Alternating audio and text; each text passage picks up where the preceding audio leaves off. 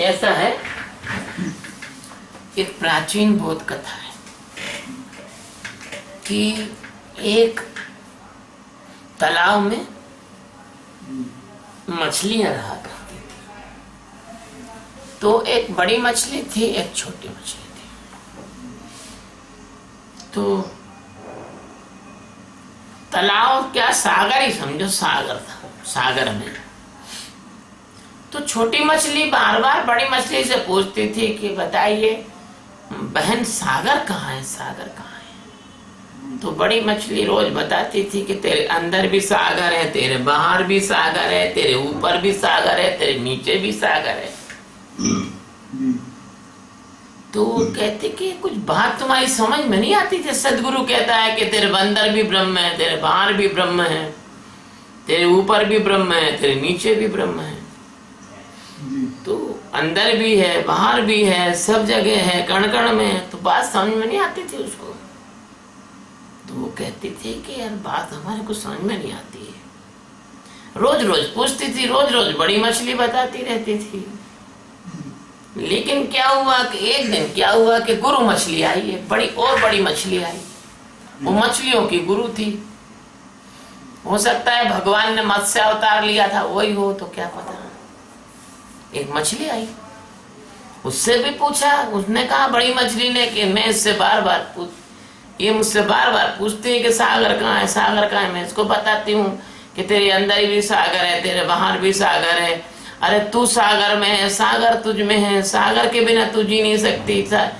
तो उन्होंने कहा कि इसको समझ में नहीं आती, क्या करूँ। न कोई बात नहीं, हम इसको समझा देंगे। तुम एक काम करो। बोले क्या? तुम सब जो है थोड़ा किनारे की साइड में चलो। गए तो उस मछली, जो जिज्ञासु मछली थी, उसको कहा, उसने गुरु मछली ने कि तुम एक काम करो। बोले क्या? कि मेरी पूंछ की तरफ जाओ। तो वो पूंछ की तरफ गई। और जैसे ही वो पूंछ की तरफ गई तो बड़ी वो जो गुरु मछली थी, उसने खींच के फटकार के पूंछ मारी उसमें मिला के। तो वो एकदम वहां से उछल के रेत पे गिर गई। अब रेत पे गिर गई तो छटपटाने लगी। बोले मुझे वापस सागर में लो, मुझे सागर में लो। तो उसने चिल्ला के कहा पहले तू सागर देख ले। बोले मैं मर जाऊंगी मैं तो। बोले सागर देख ले। तो बोले सागर। इसके बाद जैसे ही उसने देखा कि वास्तव में अगर एक क्षण का विलंब किया तो मर जाएगी, तो बड़ी मछली ने जोर से फिर दिया मिला के एक झटका। तो ढेर सारा जो पानी था जी, वो उस मछली के ऊपर गिरा। तो वो मछली उस पानी के रेले में बह के दोबारा सागर में आके मिल गई। अब तो वो मछली ज्ञानी हो गई, उसको सागर का पता लग गया जी। ऐसे ही मैं करता हूँ, कुछ भी नहीं करता हूँ। तुम्हें साक्षी द्वारा, निर्विचार द्वारा क्या करता हूँ कि तुम्हें थोड़ी देर के लिए तुम्हें और परमात्मा को अलग अलग करके तुम्हें दिखा देता हूँ कि ये जड़ है और ये चेतन है, ये परमात्मा है। और तुम्हें आत्म साक्षात्कार हो जाता है। जैसे उस मछली को आत्म साक्षात्कार हो गया। उस मछली को पता लग गया कि ये सागर है और ये मैं हूँ, और सागर के बिना मैं जी नहीं सकती हूँ। ऐसे तुमको पता लग जाएगा कि अरे मैं तो आत्मा हूँ, आत्मरूप हूँ, और मैं आत्मरूप हूँ तभी मैं जी सकता हूँ, और आत्मरूप नहीं हूँ तो जी नहीं सकता हूँ। और भगवान श्री कृष्ण का जो वो वचन है कि जीवस्य जीवनो हम, मैं जीवों का जीवन हूँ, वो तुम्हें बिल्कुल एकदम प्रैक्टिकल समझ में आ जाएगा। तो वो आत्म साक्षात्कार आने के लिए मैं उस समय की प्रतीक्षा करता हूँ जब तुम किनारे तक पहुंचो और मैं तुम्हें जोर का झटका मार दूं। और किनारे तक आप कब पहुंच सकते हो? जब आप काफी समय तक साक्षी और ध्यान वगैरह में आप मतलब ईमानदारी से प्रयासरत रहे। एक संत था चीन का, उसका नाम था गुरजीएफ। वो क्या करता था कि अपने शिष्यों के पर नए नए तरीके के प्रयोग किया करता था। एक शिष्य को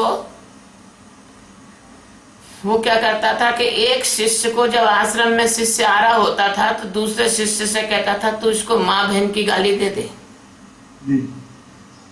तो उसको माँ बहन की गाली दे देता था तो वो बहुत गुस्सा हो जाता था, और दे देता और गाली और गुस्सा। जब भयंकर गुस्सा में आ जाता था तो गुरुजी एकदम जोर से चीख के बोलता था, पलट जा, क्रोध को देख, पलट जा।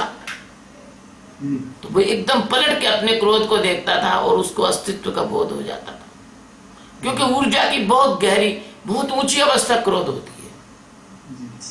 यदि आप अपने क्रोध को देख लो, अपने काम को देख लो, तो काम और क्रोध को यदि आप देख लो तो उस क्षण में भी आप जाग सकते हो, क्योंकि वो बहुत, उस समय आप समग्रता से पूरी की पूरी ऊर्जा आप किनारे पे फेंक देते हो। मतलब आप किनारे पे पड़े हुए आदमी होते हो उस समय। बात समझ में आती है कि नहीं आती है? नहीं आती, अभी नहीं आई होगी बात। मतलब पूरा का पूरा आदमी क्रोध में बह जाता है ना, कुछ बचता नहीं है ना जी।